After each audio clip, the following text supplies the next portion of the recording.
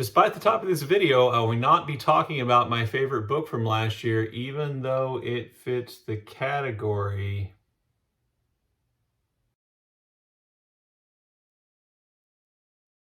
Hello and welcome back to Bookish, and welcome to a Valentine's Day edition of kind of one of my top 10 lists. I have here 10 books that I think would be good for Valentine's Day, which means they all involve love in some way. These are not romance books. They're kind of a mixture of classics, contemporary fiction, literary fiction topics, and as such, you should assume that, even though the topic or one of the main focuses of each of these books is in fact love, they don't necessarily end with a happy ending. Number one on the list is Cantoras by Elizabeth D. Robertis. And this is a novel about a group of women who are lesbians who live in Uruguay under an oppressive dictatorship in which, their way of life, their love is not recognized as legitimate, and so they're always in danger. Two couples, one couple or two women, one of who used to be involved with one another, take their new lovers to the beach, and there they decide they're going to buy essentially a beach house and return there every year to essentially live as they are and to be able to express and show their love. This doesn't necessarily work out. New people are introduced. The dynamics of the group change. There's bitterness, there's anger, there's, like I said, tragedy at one point. But it is a really beautiful story, I think, about friendship and about love and about obsession and about sexuality. I really thought it was a great book, and I think it would be a good Valentine's Day book. Second on my list is kind of a lit fic classic, and that is The English Patient by Michael Ondaatje. I know many people have seen the movie, and maybe if you've seen the movie, you don't want to read the book.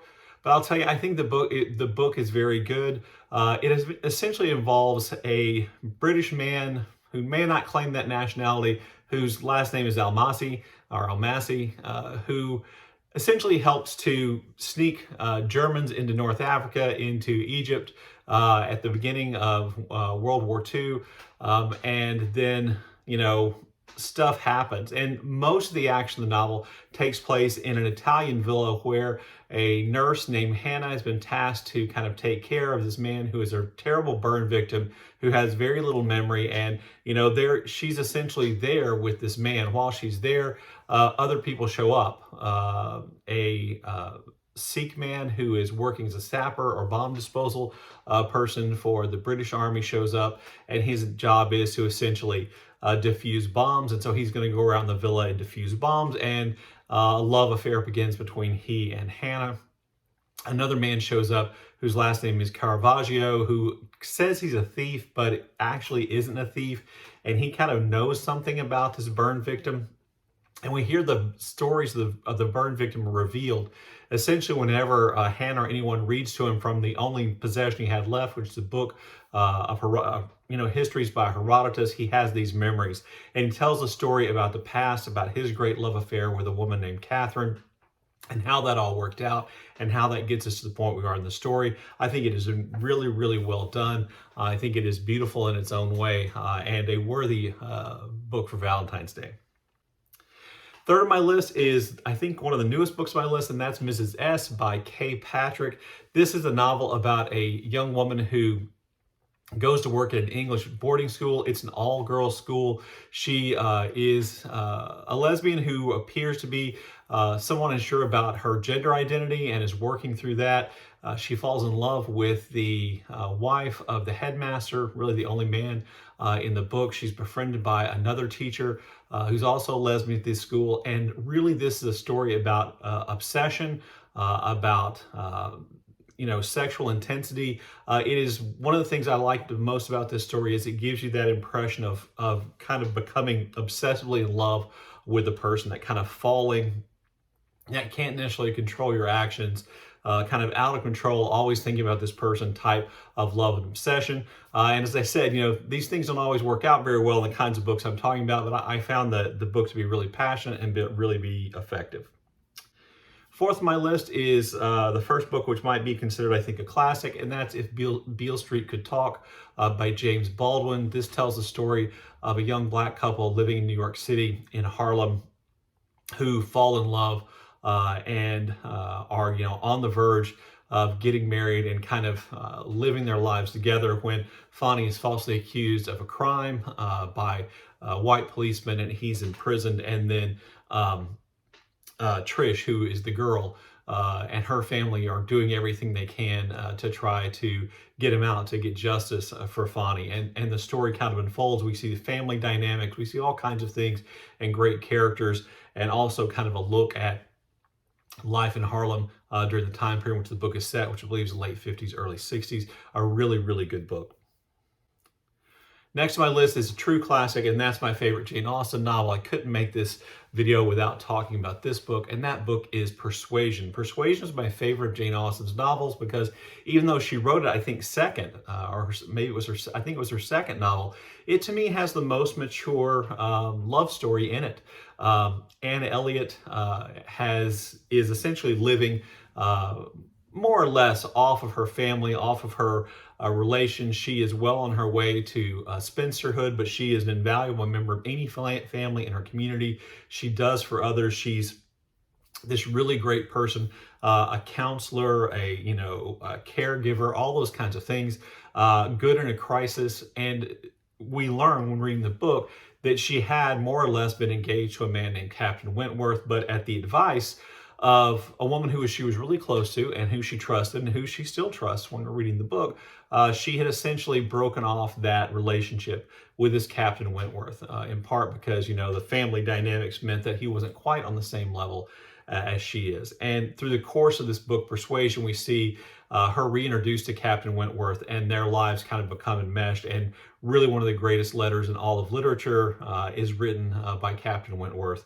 and leads to a really great romantic ending. The next book on my list, another classic, and that's Dr. Thorne by Anthony Trollope. Dr. Thorne is, I believe, the third book in the Chronicles of Barchester, or Barchester, I can never remember which one of those it is. It is, as all those books are, it's kind of a standalone. If you have read the other books, it enriches reading Dr. Thorne, but it's not an absolute necessity that you've read the other two books in the Barchester or Barchester Chronicles. But it is a great book, and I think a story which focuses on love, like a lot of books, set during the Victorian period. Marriage and who's going to marry and who can marry who is really at the heart of this. It involves primarily a young man whose first name I just forgot, who's a member of the Gresham family. They are a kind of minor nobility landowners in the area. They fall on hard times financially, and it essentially is up to this young man to save the family by marrying for money. And so there's that element to it. At the same time, his sisters are also getting involved in trying to be married, but this young man isn't in love with any of the women who he's supposed to marry for their money at the position. He's in love with Dr. Thorne's niece. I believe her name is Mary, who lives with Dr. Thorne, but is very good friends with this young man's sisters.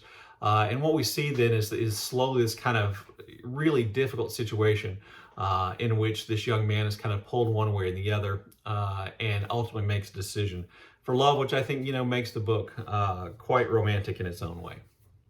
Next book on my list is not a classic, and that's Writers and Lovers by Lilly King. This is a pretty straightforward book. This is the first book I've ever read by Lilly King. It's pretty straightforward as plot. There's not a lot of experimentation here, but I thought it was really well written, and I thought the story worked effectively. The main character in the story is a young woman named Casey, who is an aspiring writer. She's, has experienced writers' workshops where she went, to engage and to become a writer and to work on her writing. There she fell in love, and then to find out that the man she was in love with is really disappointing. She leaves there. She moves, I believe she moves to the Washington, D.C. area. Her mother's died, so there's that kind of tragedy in her life, and she moves into a really kind of poor housing situation, which is, a focus of the book, and she becomes a waitress. She remains involved in the writing community, and as such, she gets involved to a publication party for a well-known author, and there she meets another man who's an author and engages in a relationship with him. That relationship ends up being disappointing, and around that time that she's ending that relationship, she finds out that her book manuscript has been picked up by an agent and is going to be published, and then a man who'd also she'd had a relationship with comes back into her life. It's a really well created, well-crafted, well-written story, and with characters that I think that are believable and you care about, and it has these elements of romance to it. Next on my list is another classic, and that's Maurice, or I think as the English refer to it, Morris, by E.M. Forster. This is the story of a man named Maurice who, while he is in college, essentially is in love with his best friend. They go off on kind of a biking adventure, an outdoor adventure, where they seem like they're right on the verge of acknowledging their love for one another, when the other young man essentially pulls away, and they don't, ever kind of come to the point where they state their love for one another. In later years, the young man who Maurice was in love with is going to, or he marries, and Maurice goes to visit their home, and he has an encounter with a young man there, which really changed his life and puts him in a difficult position. The young man who he had been in love with marries and decides to have family, to become that kind of traditional person in English society, because that's kind of his duty. And Maurice has the same pressure to do the same thing, because his sister and his mother are dependent on him. And so he has all this pressure telling him to lead a conventional life, find a woman and marry, but he opts for love, and love with a young man not of his social status. And kind of, I think, a really beautiful story. Next on my list, and the next to last book on my list, is Sorrow and Bliss by Meg Mason. This is probably, I think, one of the oddest books on my list, because it doesn't seem like a love story in a traditional sense, but it really is. It involves a young woman, a woman named Martha, who I believe is around the age of 40, kind of looking back on and telling the story of her life and her romantic life. She had married a man who was really unworthy of her, and who then left her. She had some, in the book she refers to around the age of 17, her brain kind of exploding. She clearly has some kind of mental illness, which is never specifically mentioned in the book. And this kind of makes her life chaotic in all kinds of ways. She has had a really difficult upbringing with an attention-seeking kind of artistic drinking mother, and a father who wrote poetry that was never published.